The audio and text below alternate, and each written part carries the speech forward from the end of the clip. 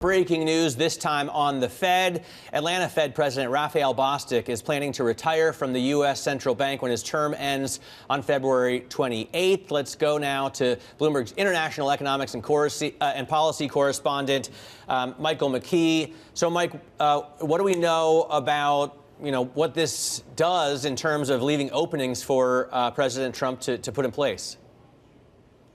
It really doesn't affect President Trump at all because the Atlanta Fed Board of Directors, made up of business leaders and bankers in the Atlanta region, will choose the next president. They're setting up a search committee. So the president doesn't get a chance to nominate somebody new.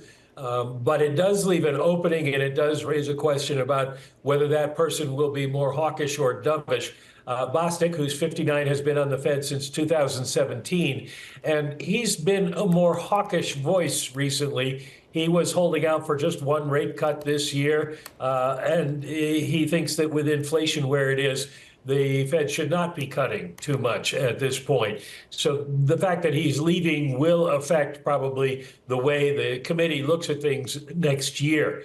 Now, Bostic was the first gay and first African-American member of the Federal Reserve Open Market Committee. So he has those distinctions. He also has the unfortunate distinction of being one of the Fed Bank presidents caught up in a trading scandal when in 2017 to 2023, I think he was, his financial advisors did some trading during Fed blackout periods, which violates Fed rules. The Fed's Inspector General cleared Bostic of doing anything illegal, but it was not a good look.